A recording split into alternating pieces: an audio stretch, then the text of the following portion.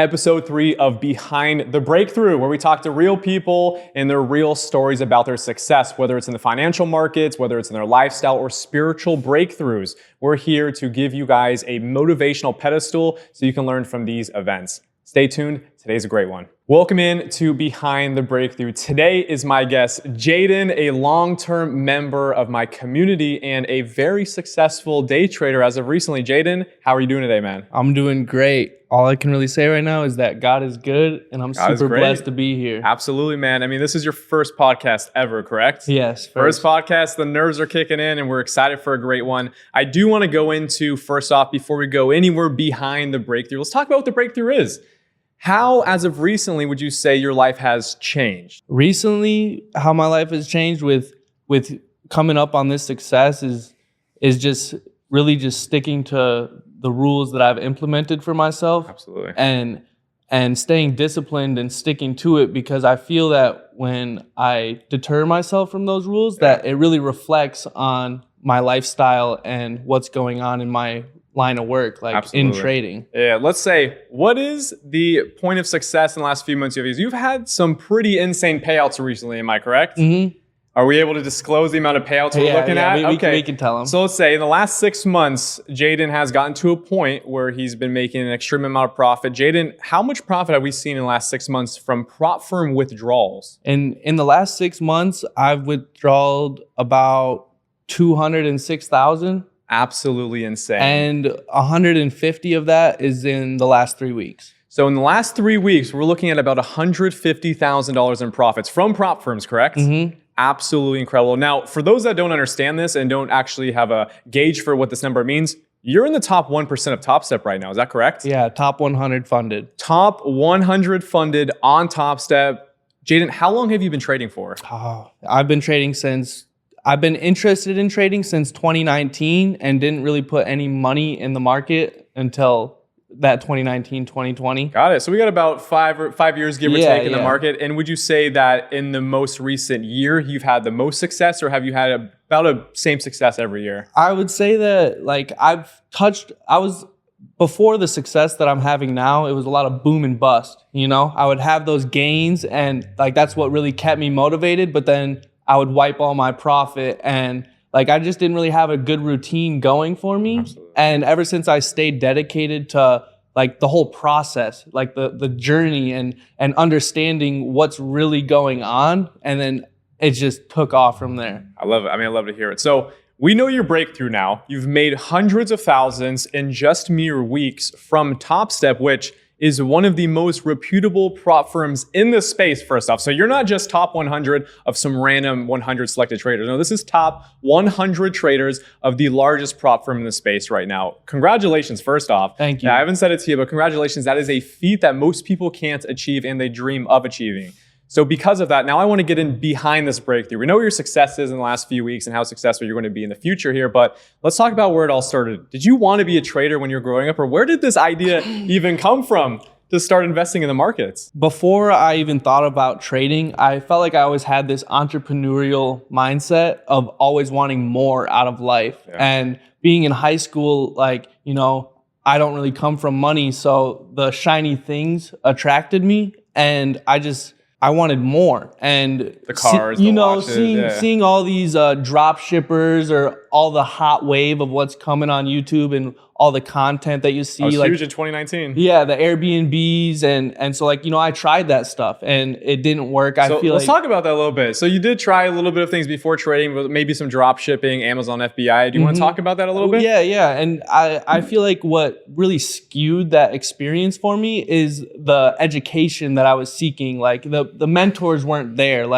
Ironically, I paid for this drop shipping course and it was a full guide. This guy was going to build me a store. Build you the store. Build me the store. Teach me how to push ads. And then ironically, another guy in my town, this small town, did the same thing. And it turns out that the dude copy and pasted the stores So this guy's pushing the exact same store with the same products, but a different name. Got it. And so like that really just ruined the whole experience for me. Like I made a little bit from sales, but nothing to profit. You know? It. So I mean, the whole experience was kind of tainted from that point forward. Yeah. And honestly, I think this is the same for a lot of our viewers out there. Is they may be interested in some online hustle like you were. Yeah. And unfortunately, you had a bad experience. But what kept you pushing in the online space after that bad experience of dropshipping? Just like bringing it back to wanting more. Like if this hustle, you were hungry. You didn't want to stop. If this hustle isn't going to work for me, I know there's another one. Like I have this mindset of I got to go at it and I got to attack it. And like ever since I found Playbit in the trading industry, like that really opened my eyes because I've joined other Discords and other communities and none of them hit the same. Yeah, right? No, I mean, it's important to bring that up too. Like you said in the beginning, is coaching was the big thing too. And I would like to ask you this question is, do you think that in that drop shipping space that you were in before, the person that was making these stores, do you think that they could have been a profitable drop shipper, however, a bad coach?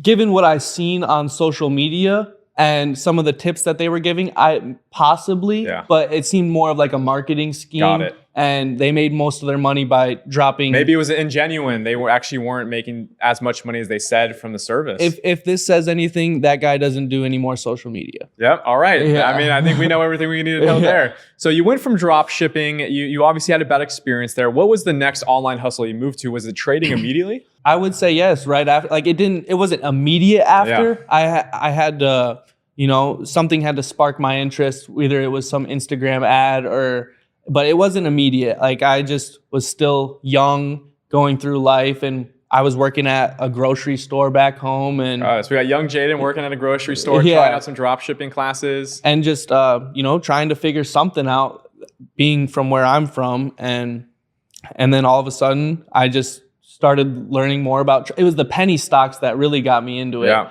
And who was it? Who was the guy in the penny stocks? I mean, when I was looking at penny stocks back in 2018, 2019, I mean, it was a lot of the guys like Tim Sykes.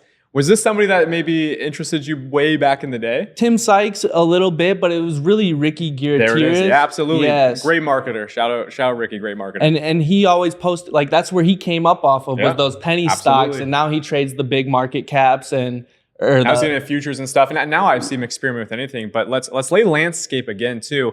Drop shipping. We're working at a grocery store here. We find penny stock traders online. You're getting interested over. Are you in school at this time or have any aspirations for maybe something outside? Or was this all kind of like the goal for like a full-time gig and you kind of like, I'm going to go all in. I'm not going to like maybe try, becoming a fireman, or maybe I'm going to go to school to become a doctor or something. Did you have anything else going on at the time? At that time, I actually took a gap year from school because I was still undecided on what I wanted to do. I was interested in being able to create something on my own, and I didn't really I didn't want to go to school and work a 9 to 5, and I just didn't agree with I just didn't know yet. I was unsure of what I wanted to do, and I think a lot of people at my age are unsure of what they want to do. 100%. That is, I'm so glad you said that, because first off, I have a very strong opinion about traditional universities, and I myself went there. I went to a traditional 4-year university and graduated, but I do think that you did the best option possible. You took that gap year specifically to experiment and find things that weren't traditional, because you knew you wanted to work for yourself, but going to university specifically built you to work for somebody else. Right. And I would like to say that I did end up going to university after that year. I was like, okay, we're 20 years old. We might as well go try it. All of my friends are there. They're having a good time. And I went for a year for business administration and marketing. And I mean, at that time I was finding boom and bust in the market. And, at the time it was booming and I dropped out. I'm like, this is what I want to do with the rest of my life. I don't need school. I think I can make everything I want from trading. And I love it. I mean, so you're freshman in college here, right? First year, kind of experimenting. You have friends in college as well, and you find trading. And specifically during this period, I'm assuming it was penny stocks as well. Yeah. Got it. So you're going through the boom and bust phase, and you're probably finding some success in the beginning, correct? Yeah. Absolutely. And did this give you that excitement and kind of that vigor to move forward and drop out? It kept me hungry, and seeing the numbers that okay, I'm making good money. I might make the same money if I finish out college, but I would rather dedicate all my time and learning in the market rather than something I feel like is not really applying to me. I don't feel as satisfied from the learning that I get in a classroom to where I get when I talk to people like you or people that are already successful doing their own thing, you know? Absolutely. And you come from a similar story where, you know, you went to school and Yeah. you dropped out and Yeah. you found a way or you didn't drop out, did you? Graduated, but dropped out at law school. Law school, okay. You got it. I did drop out. And you know, you figured out what you're passionate about and you're killing it. Yeah, it's important that you say that, because if you can't be passionate about the thing that you're chasing, like you became passionate about investing, you became passionate about the markets, something that unfortunately traditional university couldn't do for you.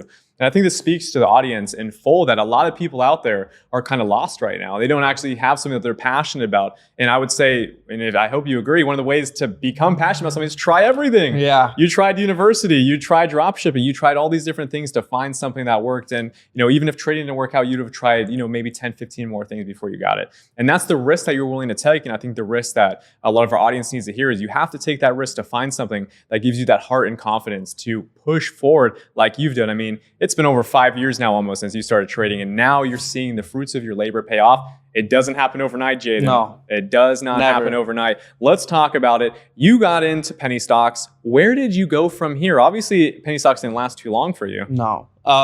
So like starting out with the penny stocks, I would hit my wins and then I would lose it, and like it was just very inconsistent. And I don't know if it was the penny stocks themselves or just the strategies that I had at such a beginner stage. And then eventually it formed into options, and like that's a whole nother story. Whole other monster, man. Like, whole other monster. And like everybody likes that quick money, like they want their money now. And like just going through and learning the works around the options. Man, it is so different than penny stocks. Yes. It is a completely different complex monster that you have to tackle. So you obviously stopped doing the penny stocks and found the new shiny object, which a lot of traders do in the markets is they bounce around from different markets trying to find what maybe fits their personality. So penny stocks wasn't your personality at the time. No. And I also have to ask, did you have anybody around you, maybe in your hometown, and let's do a quick shout out South Dakota, shout out man. 605. Shout out 605. Did you have anybody around you who actually like gave you a little bit of confidence to do this, or maybe you were kind of a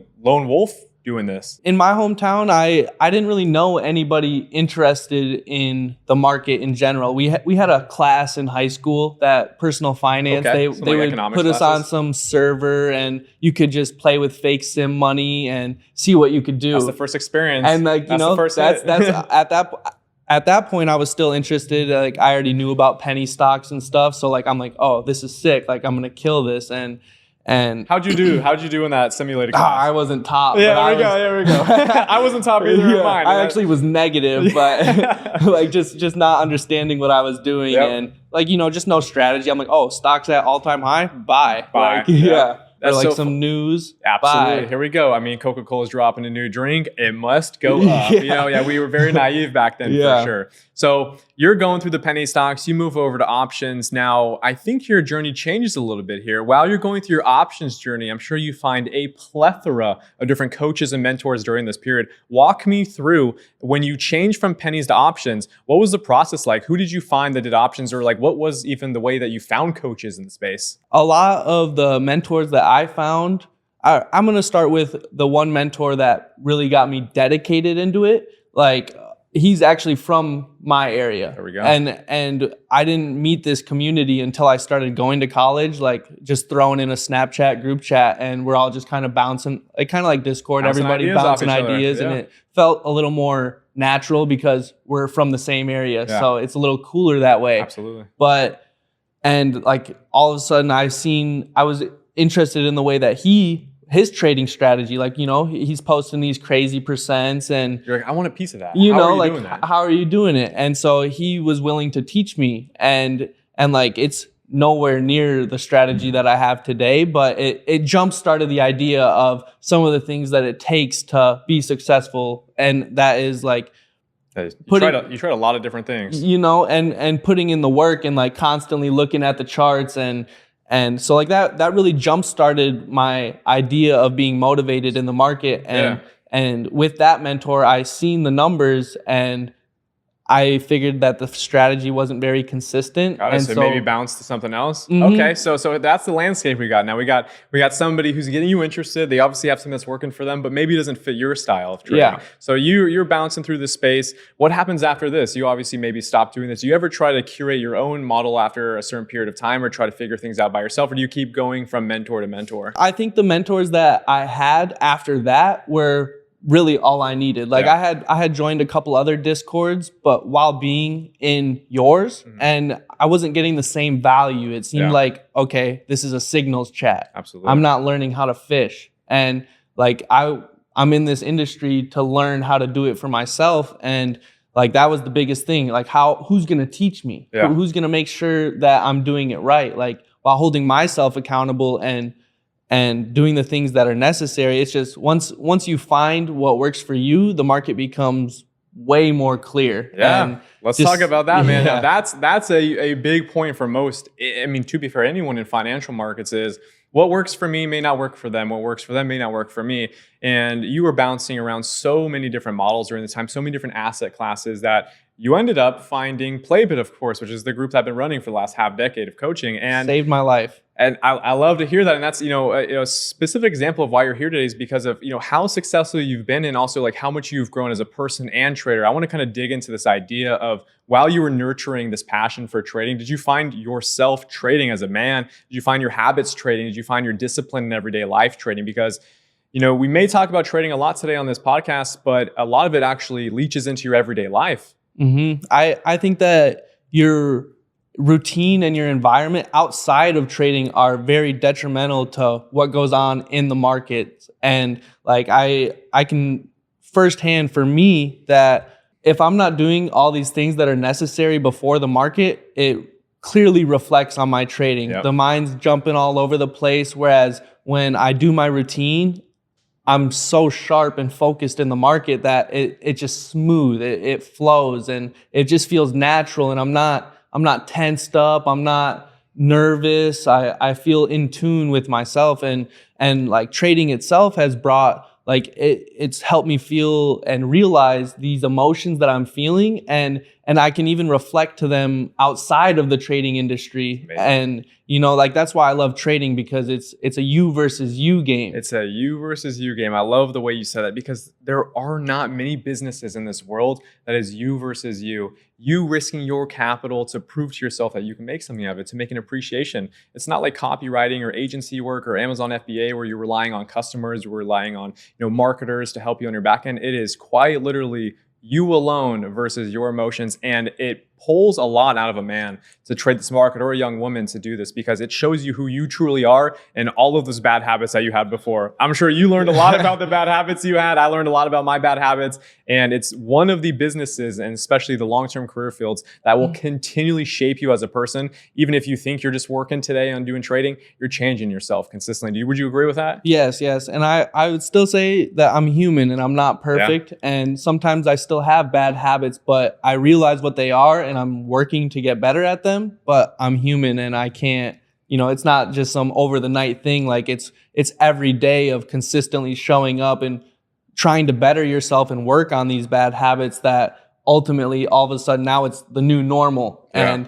And now that's like, you're trying to change these bad habits and you've changed them and now you're this person. Yeah, and that's, I love that you brought that up too, because we are human, and as traders and as people from an outside perspective that have maybe never been in the financial markets, they may suspect that you're a winner all the time, or you're always successful, you're always happy. No, there's definitely down periods. There's definitely periods where you don't perform as well as you thought you could. It's anything like you would believe it is like with sports, right? It's a performance art at the end of the day, and one of the things that I really want to hone in on here is that, do you think that going through this massive performance arc, do you think that at the end of it that you're at your pinnacle, or are you going to always be changing? I feel like that the market is always changing itself, so I have to constantly be adjusting myself. Like the same thing that I do yesterday might not work tomorrow. And so I feel like I have to adjust and keep constantly trying to grow and reflect and adjust to what the market is doing. And everything else that's going on around me. Does that scare you? Does that scare you that maybe tomorrow or the next week that what you did yesterday may not work? It does scare me a little bit, but I feel like with the way that I've been going at things lately, that I will adjust as needed to be. Yeah. I know that in the market that nothing is certain, you know? Absolutely. So I'm just kind of following what's going, and if it's working right now, I might as well keep doing it until it doesn't. And I love it. When it doesn't work, that's when we can reflect and change what we're doing. Reflect and optimize. I mean, that's best put. And I want to go back to your time in Playbit's community, because I will say that a lot of our audience today is probably a lot of Playbit members. So shout out Playbit first off. Shout out our OG Jayden being here with us today. I want to talk about your journey a little bit in Playbit. So you joined Playbit. You found us by maybe a marketing campaign that we did back in the day. You joined. I want you to kind of hone in on some of the differences that Playbit had. Was it our coaching? Was it the transparency? Was it the mentors? Was it the way that we taught? What do you think actually helped you in our community? Maybe for other Discord owners out there or other coaches that they can learn something from that. So something that drew my attention to Playbit is I joined in 2019 from a Snapchat ad. Like, yep. Just one of the first to join, man. One of the first to join. Interested in the market, and I'm like, okay, I know nothing about the market. YouTube is cool, but you're kind of like on your own path on YouTube. There's no really guidance. Absolutely. And when I joined Playbit, I'm meeting people from all over the world essentially, and they're all having the same mindset of, I need to figure this trading stuff out, and just seeing people touch success even early. And me at a young age, it's just, okay, people are really doing this out here. Like, this is possible. It's possible. It's possible. And that's huge you say that, because I want to hone in on that idea. You now joined an online group where you saw other people that were successful, and because of this, maybe you didn't feel alone anymore. Yeah. Right? I mean, you did have a few people in that Snapchat group back in the day, but now you had a massive collection of individuals that were on the same wavelength, who all wanted the exact same goal. Did this motivate you a little bit more, kind of build your confidence that this is something that I want to do even more now? For sure. And when I first joined Playbit, there was no substance to my trading. Like, I didn't really know what I was doing. I just seen people throwing money and stuff, and like, oh, they're making money. Saw big returns. You know, like, and when I first joined Playbit, I was thinking like, oh, I think these people are just throwing money at stuff randomly, and that's what I was doing, and I was ultimately losing. Absolutely. And to see that the people in Playbit were making money, I'm like, okay, I need to figure out like, what are they doing, or like, what are they seeing? Like, how can I learn from these people? And there's a few ways to go about it. Like, you can just jump into the ocean immediately and try to, learn to swim for yourself. And you can, if you got 10 people on a boat, 9 of them jump in, you're the last one on the boat, and they're all swimming great, and you jump in and start drowning. I mean, obviously I learned a little bit more, and I've seen this happen to a lot of people who come into the community, or any community for that matter, who just watch other people's success, who've maybe been there a little bit longer, have a little bit more learning experience, and you try to copy what they're doing immediately. So you went to that end, you started losing a bit, and you're like, all right, I need to focus on the educational aspect. And that was something that we had offered to you. Do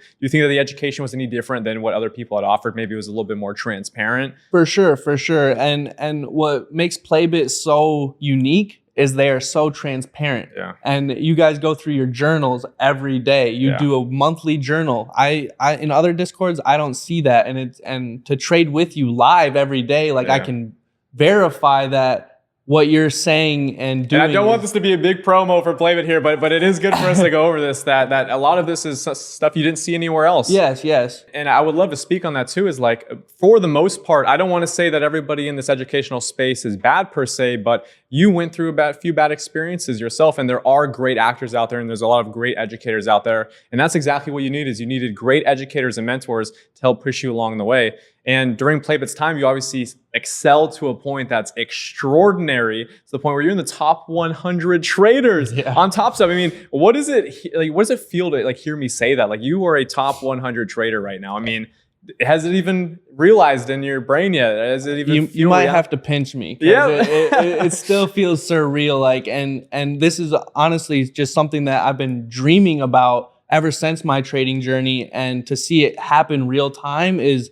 just extraordinary. And like, I hope and pray that I can keep going at this. And I think with the mindset that I have, that I can honestly be consistent enough and stay disciplined to keep being successful in these markets and keep moving along. God bless. I mean, it is incredible to see people continually put their, I mean, what you're doing is like you were putting your life on the line at a point. I mean, you were putting years of your life on the line to learn this skill with no guarantee that it will work out. I mean, there was probably times during your career where you wanted to quit, and I want to talk to the audience about this a little bit. Can you go through some of the dark times you did have? Because we know the ups. Yeah. We definitely know your ups, but let's talk about some of the down points and what got you out of it. And so the thing with the trading industry is nobody really likes to talk about their down days, but I'm willing to share. And I would just like to say that it was never always green. Like that, I would just think I was treating it like a casino, like, okay, I'm gonna throw this in,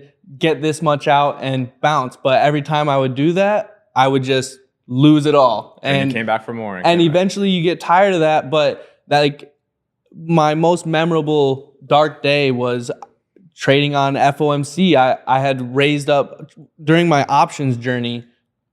I had been finding some success, and I had done over 100,000 in 3 months. And 100,000 in 3 months? 100,000 in 3 months. What did you start with to get to that 100,000? I started with 20,000. 20,000 to 100,000 in 3 months. And you were how long in your career at this point? Maybe 2 years? Yeah, I was 2 or 3 years, but I would like to say that I wasn't happy with the way that I was doing it. I would say that it was very degenerate.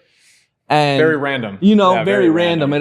That was more not real. That felt like a lot of luck. And it ended up burning me in the end. And with not having the proper risk management and the knowledge that I have today, I lost all of that in a matter of 2 weeks, and wow. So 3 months to build up $20,000 to $100,000 in profit, and then just a mere 3 weeks to lose it all, essentially. Yes. And it was at that moment that I'm asking myself, is this something that I want to do? And it's like the rock bottom. Like I was lost in life at that point. I had already dropped out of school. I had no idea what I was going to do. And I just stuck with it. I said, we've made it this far. We've seen that we can touch those numbers, but now we just have to weed through and work on the things that are hurting our game. I like that. I'm going to ask you one question. So about this loss in particular, would you say that it was greed, or was it some of your technicals that got in the way? It was 100% greed. It was 1,000% greed, because I was risking way too much than what I needed. I told you that I got to 99,800, and I just wanted to see that 100,000 mark. You wanted 6 digits. And to only make 200 in the market, you don't have to risk that much. And I was on a day that is a high impact news day. It's just not that smart to have a whole bunch of risk on. And, obviously if it would have went my way, would have been great. It would have been great. I mean, but it also wouldn't have built any good habits in you. No. So who's to say if we won on FOMC that day, you may have lost it all the next one. It would have just got rinsed and recycled back into it. Would you say to the audience that was actually a point that you would never trade for a winning day? You would always wish that your past had gone that way. You would need to have that massive loss on FOMC to be who you are today. I think that everything that I have endured in my journey, trading and outside, is exactly what I had to go through to make it to where I am right now. It's powerful. I love to hear that. I mean, knowing that you don't regret that day, you don't regret the greed that you shared in the market and the greed that you had internally. That's the reason you're sitting here today and you've had so much success, is that you're able to actually come forward and admit to that and submit to the fact that I needed to change from that day. So let's move forward into the light a little bit. You hit rock bottom. There's nowhere past this point. It's either we quit trading or we move forward. And you decide, I'm going to get back into the markets. What does the journey look now? Rock bottom Jayden, where is he heading? So are you saying like right after that? Yeah, right after that. What are we looking for? The next few weeks ahead, are you a little bit, maybe under the weather, you don't want to trade? Did it take you a few months to even get back in the market? I took a good break after that. I didn't really have the capital after that. My mindset was depressed, that I just, built this up and in a matter of days just burned it to the ground. So it took a lot to like mentally pull through to that. And like I had always been in Playbit, but I wasn't very active. And like, eventually the news comes on and you see the market going up and I'm like, okay, like it's time to get back time to get back in. Like we feel okay. Like let's just take it slow and, just try and not, like my biggest fear was that I didn't want to hop back in and start revenge trading. I didn't want to be like, I have to get this dub back, like, and I didn't want to keep doing that thing that, it built me up, but it also burned me to the ground. Yeah. So you were actually waiting to kind of make sure those habits left. And when you got back into the markets, did you have like specific indicators like, man, if I feel this way on this day, I'm done trading? Did you have like actual stops where like, I'm done trading if my emotions get this hot, man? I would like to say that when I did hop back in, I wasn't, I wasn't adjusting proper. Yeah. It was still distraught from what had happened. And so it took me a minute to work through all that and realize what I actually needed to be doing and focusing on the process. And like, it took me a long time to get off that tilt, like I had just made life-changing money and lost it all in seconds. And to emotionally go through that, it definitely changed you up. I mean, it changed you up as not only a trader, but as a person, I'm sure, because it probably made you so confused to the point like, trading might not work. I'm like, this is fake. This is fake, man. This is a scam. The market sucks. I just need to go put my money with a financial advisor. But you sat through it and you actually kept pushing forward. And at this point, you're getting back into the markets. You're putting a little bit more money in.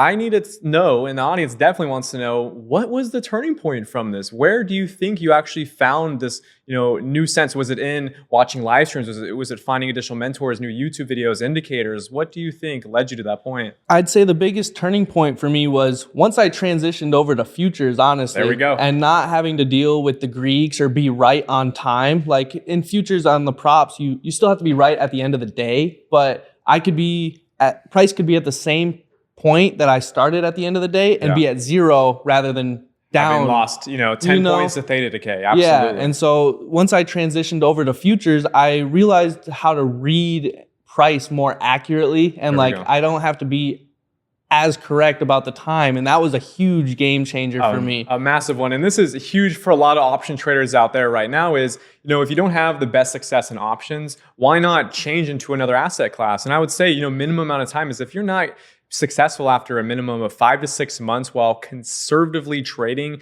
every single day, maybe it's time to try something new. Did you ever try cryptocurrency? I actually did, and it was brutal. It was brutal. It was brutal. Just in and out. Playing with the leverage and not really understanding what I'm doing. I'm like, oh, everybody's just buying whatever, let me 100x leverage and just click buy, and then all of a sudden I check my crypto port the next morning and I have nothing in there. You got an email from Binance. yeah. And so I think that the long-term equity plays are what really win in the game. Like with the options, it's cool but when you can buy your time and you can hold this play for a few months. Absolutely. And rather than trying to be right that week, you can learn the trend of which way that stock or asset is going. And if you can just buy your time, it might consolidate for that whole week. And if you bought weekly expirating contracts, you're done. And then all of a sudden it goes next week and you're like, dang, I was right, just my timing was off. Absolutely. So what I can see here is that you actually learned a lot about yourself, that maybe you weren't into the swing trading at that point in your career. You actually wanted to do the day-to-day work, which led you to futures. Yeah. So when you got into futures, are we talking prop firms? And what year are we looking at here? About 2023? I actually just started futures prop firm this year, 2024. There we go. This year, prop firm trading 2024, top 100 on Top Step. I got to keep saying it to remind you that you did this. Thank you. It is such a great achievement. So futures of this year. Previously, it was options and maybe a little bit long-term equity, but you start learning how to read the markets better on a day-to-day basis. From this point, were you trading alone or were you watching live streams from people? Were you trying to figure out things off YouTube videos? Shout out Casper. Shout out Casper. He was in the community with Playbit and I watched him grow to who he is today. And I still wasn't finding much success in the options market. And I went to him and honestly, the rest is history. I started putting in the work and following the content that he was following. Absolutely. And then mixed it with your guys' own strategies. Yeah. And it's been never more clear to me. I mean, it's insane to see what people are able to achieve in such shorter periods of time with the right amount of coaching. And especially I'd say, watching people live stream in front of you, how has that changed your perception of someone's ability to coach properly? Watching myself trade live in the mornings, do you think that it's helped you a lot understand how to read the markets better? Because most people on YouTube, they make a video after that thing's happened. They've made a video 2 weeks after they've made this play and then they review it. It's one thing to be able to trade, but it's a whole nother thing to be able to teach and do it live while it's happening. And so seeing exactly what you're seeing and as you call it out has helped tremendously. Yeah, and I will say too, it is exceptionally difficult for anyone to be able to do it. And I hope one day, Jayden, I can watch you do it yourself live in the markets, because I know your models are very similar to my own, but you have your own spin on it. I'm very excited to see that. One thing I did want to say as we're here getting towards the midpoint of this video, January 9th, Jayden, what do we have going on January 9th? Let's shout it out. January 9th, catch me on Top Step TV. Top Step TV is going to showcase Jayden as one of the top 100 traders. If you don't believe he's a top 100 trader, be there January 9th on Top Step TV to see our boy. We'll take a break. See you in a second. So we know about your success. We know about your journey. We know about the mentors you've learned from and how live trading helped you out. Now, what a lot of people out there are probably wondering is, can you describe your technical strategy? And let's think as few sentences as possible. I'd like to say that my strategy, I like to keep it simple. You know, I don't like to have all these things to look at because I feel like it skews my trading. So like ultimately I just stick to the higher time frames, and that shows me the overall trend of the market. And like, so I stick to the higher time frames, I wait for liquidity sweep, and then I move down to the lower entry or the lower time frames for my entries. And normally, let's say we're taking buy side liquidity. I then look for the lower time frame to go short and look for other areas of interest or bullish footprints that we have to come down and test to see if price is still reacting in the way that we expect it to go. I love it. And that's as simple as it should be, really. And as I always say, and as I've been saying for the last 5 years, is, you know, if you can't explain your model to your grandma and have her understand in less than 10 minutes, there's probably too much complexity behind it. One question I know people are going to ask is, what's the risk or reward looking like? I mean, are we risking the same every single time? Do we feel better about a trade? Do we risk a little bit more? So I feel like with how much, I know when I bring up how much I risk, people are like, whoa. And I feel like I've conditioned myself by constantly risking the same amount every play or every day. Some trades, it depends on what the market conditions are looking like, or if I'm already up on the day and I see another setup present itself, then I might cut back risk so that way I'm not giving up a lot of my profit. Got it. What would you say on the Top Step an average risk is looking like? How many contracts on minis? On average, I do about 3 minis. 3 minis? Some people just shivered in their timbers hearing that come out. 3 mini contracts, which is a lot, but we are trading on larger accounts as well. And to be fair, I think we got to show the downside of this too. You've been trading prop firms and you're highly successful on prop accounts. How many accounts have you blown? Let's go through it. I'd be lying if I said I haven't blown a good bit before I started hitting good. Over or under 10? Over. Over under 15? Over. Over under 20? Over. Over 25? We're probably right there. About 25. Now, this is great that you're able to say this because a lot of people blow accounts. I've blown mini funded accounts. I've blown evals too before. And the thing is it's not unsuccessful to blow these firm accounts. There's certain restrictions that you're following. And in the beginning, you're going to blow a lot. So if you're thinking about trading prop firm accounts, do not get discouraged if you fail your first couple evals. Just like you, I mean, when you failed your first evals, let me ask you, did you buy 5 at once? Oh, no. Copy trade? No, okay, no. You bought one. I bought one just to like learn the system and figure it out. And I seen other people copy trading and that, like, but I always told myself, if I can't profit on one, why am I going to trade 5? Smart man. I bought all 5 at once and I was like, let me try this out. And it was on Apex and I didn't understand Apex trailing drawdown, unrealized trailing drawdown, but which by the way is probably one of the most predatory tactics in all of firm's history. I think you can agree to this. That's what caused me to switch over from Apex to Top Step because I was doing really good on a trade and it all of a sudden it comes down a little bit and it closes my position and I failed the challenge. You were Apex first? Yes, I was Apex first. They're cheap. They're cheap. They're Come on. so cheap. We had to buy them. They're cheap. And I don't like, you know, props to the people that can get payouts from them because that's a whole nother skill to deal with the trailing drawdown, just having to deal with that rule because you could be deep in profit, but it comes down 30% and you just failed the challenge. Absolutely. Do you think that some of these restrictions and trading rules that these prop firms put in place sometimes force the trader to trade completely different than they would on a personal account? For sure. I think that the difference between prop and I like the idea of props. I feel like it helps you really manage your risk and formulate you to be a good trader by following these rules because as a trader, we should have rules, you know? Absolutely. And when you move over to personal, still think about those rules that you had over on prop, but you're able to give a little more risk and leeway that, you're not going to lose everything if you don't follow that rule. I like that a lot. So there's probably a lot of people in our audience today that are figuring out, should I trade prop firms or should I just like demo trade on a demo platform? Get risk on evals or hit the demo account. Maybe when you're first jumping into it, start on the demo just so you can understand the platform. Yeah. But nothing will hit when you're on that live experience. When you've risked your own money and it actually has some meaning to it. And I feel like that, because when you're on the demo account, you could just buy 10 contracts, click the buttons, and hold, and it really okay, if this goes bad, I lose nothing, and if it goes good, sick, okay. Yeah. But when you're on your own evals, you're it has some meaning to you because you don't want to just keep wasting your money. You want to you want to see your progress. You want to get funded. You want to be able to actually make money. And this leads me into the next topic. Now, prop firms have become obviously extremely popular over the last 2 years. Now, I think it's the onset of a lot of ICT traders in the cult following. I want to talk about ICT real quick and how, if anything, has he done for you as a trader and what your opinion of him may be.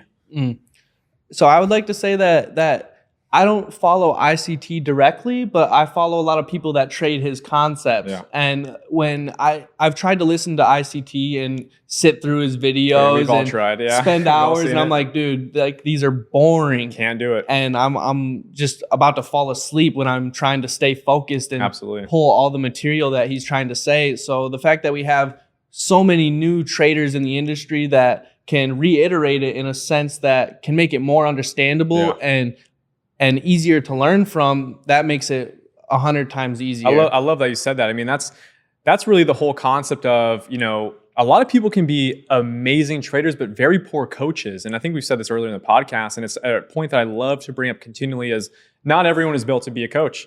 Not everyone can teach exactly what they mean to do in the markets. It's like sometimes people have this natural instinct. There's some amazing traders, and unfortunately, sometimes you can't teach that. But for the people that can, those are the mentors you should always seek out. And I hope throughout my teachings over the last 5 years, I've been able to exude that idea to you that there's fantastic coaches that can change the lives of thousands of students. And I can see you one day definitely get there, man. You're on the right path right now. Most definitely. I think that it is very important to have a mentor that works for you. Absolutely. You might be a mentor that could work for me, but not somebody else. Absolutely. And that's just the way of the game, the way people are. We just understand things differently, and concepts you can connect with, and whether or not they're actually proven what they can do in real time is one of the biggest facets we always talk about. All right, moving on from the ICT cult questions, we're gonna play a little mini game called Trade or Fade. So I got about 10, there are 10 assets or 10 experiences that you may think will happen. You'll say trade. And if you think these won't happen or you wouldn't invest in this, you'll say fade, okay? We're gonna start with this. Donald Trump being printed on the $100 bill by 2050. Think this happens? Say trade. Think it doesn't happen? Say fade. I'm going to go fade. Fade it. Oh, he's faded it. Costco finally raises the price of the $1.50 hot dog combo by 2030. I'm going to trade that one. Trade that one? I'm going to trade that one. All right. We got it. Okay. Apple releases a crypto wallet built into their next iPhone. So crypto on the iPhone. See, that's genius. I'm trading that one too. Let's do it, baby. I like that one too. Okay. This is a good one. Logan Paul's Prime and Mr. Beast's Feastables become publicly traded companies in the next 2 years. 2 years. I think they have a big following, so I'd have to say trade that one. They have their own cult, like GameStop and that stuff. So. Or they might get bought out by VC. Yeah. I can see it. A new ETF launches that tracks the value of professional sports teams. So you can trade the evaluation of your favorite football team. Being a sports degenerate, I would want to say trade, but I'm going to fade it. I'm going to fade it. I like it. Artificial intelligence, AI, will outperform hedge funds in managing portfolios. Oh, that one's tough. In the next 5 years, let's give it a time frame. Next 5 years, how far can AI develop? I don't think... I've seen all these AI things come up in the space, and they're like, oh, automate your trading by this AI, but I've seen a lot of negative, so I got to fade. Fade it. I like it. Keep the hedge funds in style. Zillow starts selling virtual homes in the metaverse for real money. So virtual homes. Virtual homes, like NFTs. I'm fading that. Fading that one, okay. I think we've seen that done by a few NFT projects already. Tesla starts accepting Dogecoin for car purchases or car upgrades. I personally own Doge, so I'm trading that one. We're trading that one. Okay, that's a good one that we Yeah. can see. Amazon opens an amusement park exclusively for Prime members in the next 10 years. I'm fading that one. Fading that one I'm big. That's fading 10 that years. one. Okay, Yeah. we'll come back. Day trading becomes an Olympic sport by 2045. An Olympic sport? Olympic sport, baby. I feel like I got to get behind it. There's breakdancing in the Olympics. I'll trade that one. We'll trade that one. Okay, so we might see Jayden in the Olympics here soon in the next 16 or so years. That would be sick to see. Like, oh, we got China's traders and we got Absolutely. America's traders. Absolutely. That was Trader Fade, sponsored by Playvit there. That was a good segment. That All was right. fun. So in this segment, I just want to give you some interview questions, and we're going to do kind of fast style and rapid fire these off. Biggest win, biggest splurge. What was the first dumb thing you bought after your biggest win? Whew. Probably my Amiri jacket. Yep, expensive jacket. Yeah, I regretted it right after. I just wanted to do it for my birthday, and I like it. yeah, There we go. it's the cost of a Honda. So I was like, Dang, yeah, okay. So we yeah. really got it. He didn't wear it today, so No. he got the Playvit jersey on. You know it means more. What's the one thing you're too scared to splurge on? Maybe it's a new car, maybe. Definitely a new car. There we go. The old Honda always does good, doesn't it? Life after the bell. Let's see what you really do after the market closes. So what's your post-trading routine? You're done trading by maybe 11 a.m., a few hours in the market. What do you do after the market? Normally, I'm just trying to figure out what to do with my time. Whether it's cleaning up around the house or just chilling with my dog. Like, I have all the time, so I might read more or go see what my friends are doing. So the one thing you're definitely not doing after the market closes is trying to learn trading more. No. I might study, like try and sharpen the edge and just try and rewatch some Absolutely. videos that got me to where I am. And Would you agree that maybe learning too much could be a detriment? for sure. Like, eventually you get too much strategy and it starts messing up with what you genuinely should be doing. I like that. Have you ever fallen victim to maybe learning too much and becoming confused? For sure. And I realize that, like, as I try and implement it in my strategy, I'm like, okay, this is just kind of too much. I don't really like this. This doesn't work for me. It might work for somebody else, but me personally, no. I like that. All right, trading superstitions.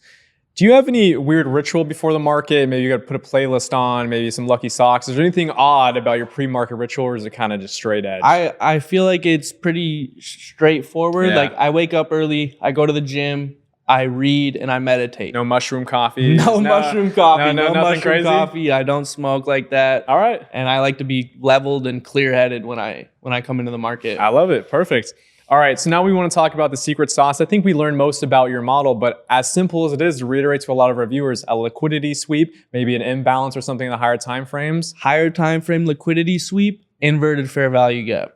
That's all you need. And I love to reiterate this over and over. Keep it simple. I mean, how complicated was one of your strategies when you first started? I mean, 10 confluences, RSI, etc. I'll show you my charts. We'll throw one up right now. My phone's over there. That's good. But so many trend lines. I'd post the chart and people would be like, oh, what am I looking at? Yeah. And now it's so simple and anybody could read it. Love it. Absolutely love it. And then the turning point, the moment that everything changed for you, was really just finding the right models in the market that really blended with your strategy. Would you say that? Yes. Absolutely. I mean, that's what I say for a lot of new traders is find something that just works with your schedule. If you're not able to trade in the morning, swing trading is probably the way for you. If you're not able to trade throughout New York session at all, maybe crypto trading because it's 24/7. Make trading work around your lifestyle. I love that. That's a great quote right there.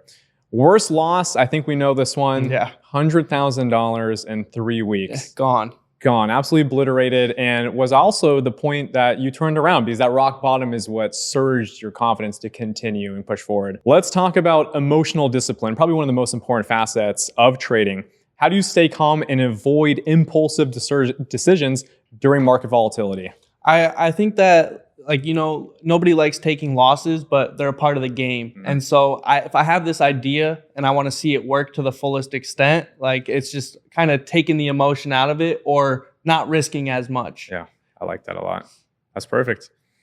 So financial freedom. At what point do you feel like you've achieved financial freedom? Is there a level? I think that I'm not there yet. Yeah. I have the freedom of my time so it can feel financially free, but I think that I need other diversified assets to feel really financially free. Absolutely. And this leads me to one of the most important questions is, what's the next big challenge or goal that you're chasing outside of trading? Maybe you're not chasing it yet, but that you plan to chase. Is it real estate? Is it maybe opening up your own social media brand? What do you think is that next goal? I eventually do want to get into real estate with the capital that I've been dealing with, and eventually get my own social media presence, just getting better at talking behind the camera and influencing these people that are new traders, and really implementing that into my new goals for 2025. I love that, because obviously you saw how much of a great influence I was and Casper was on your life. And, I want you to be a pinnacle of success for a lot of people around you. And the next question would be, how many people in your hometown actually know that you're a trader and actually have success in trading? Are you known as that guy now? Lately, yes, I am that guy. And everybody has been blowing up my socials, and I will get to all of you eventually. It's just, I'm soaking it all in right now. All right, that's going to conclude off our video there, guys. Jayden, thank you so much for being a part of the episode 3 of Behind the Breakthrough. I hope you had a fantastic time, man. Thank you for having me. And any socials you want to plug before we go out here so people know where to follow your journey next? You can just follow me on Instagram at Jayden_Meyering. Perfect. There we go. Link in the bio. I'll catch you guys in the next breakthrough. Peace. Thank you.